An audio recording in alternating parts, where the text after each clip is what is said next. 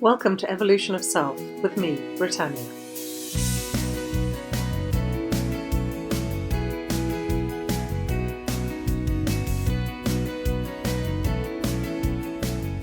Hello.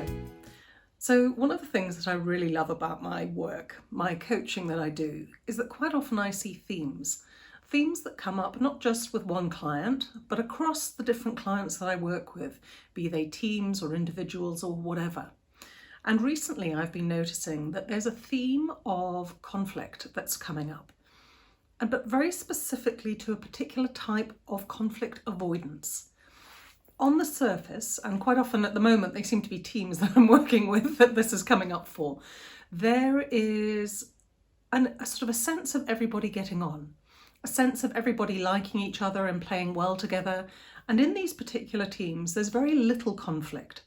So it gives the feeling from the team, from their perspective, from where they are, that everything's rosy and they're doing really, really well.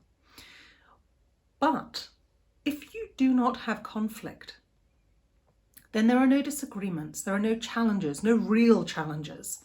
The stuff that's going on underneath doesn't have space to come out and get viewed and to be explored and let free. And when this happens, things can go on behind the scenes.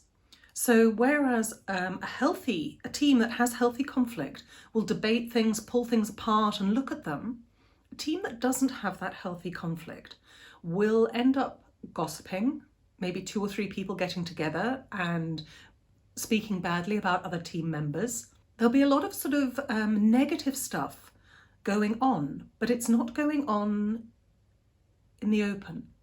It's not being dealt with in the open.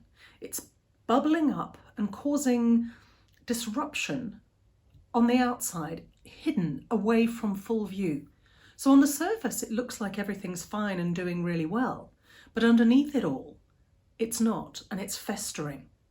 And when things like this happen, there can be a crisis point.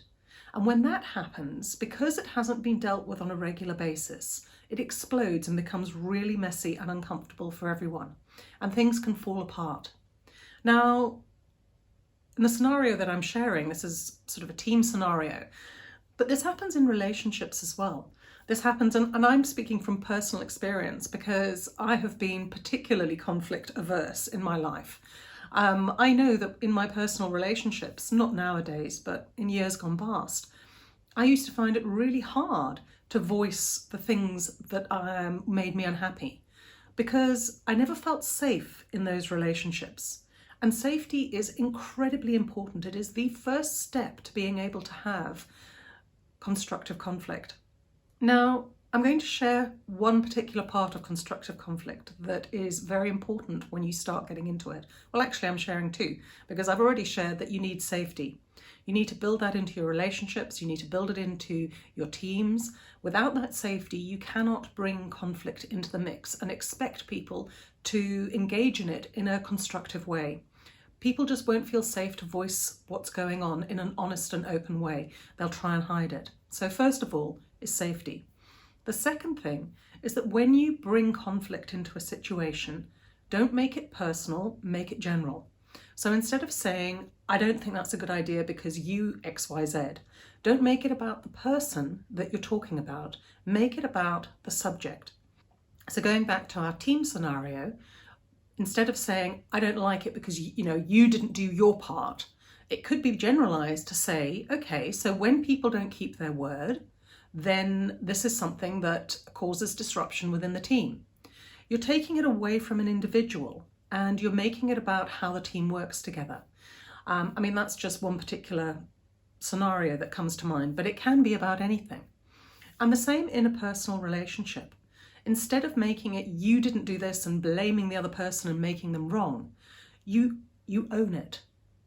I don't like it when this happens. I feel hurt because it's your feelings, it's not the other person's.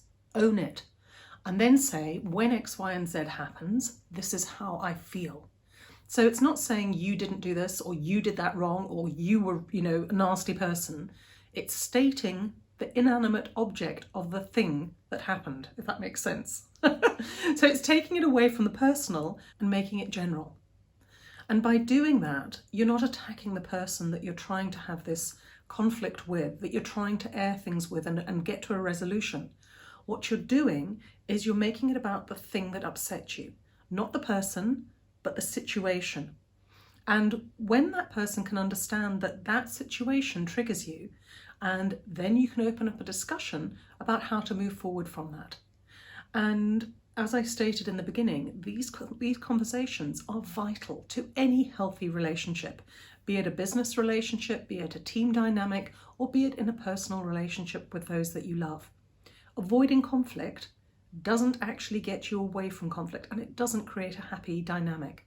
All it does is postpone and quite often allow things to fester and build, so that eventually when someone confronts that conflict, it kind of blows up out of all proportion.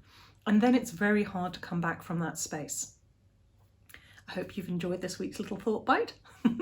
It's about this particular lesson took me many years to learn. So it's been a long time coming. I hope you gained some benefit from it. As usual, there are links down below in the show notes to all sorts of things.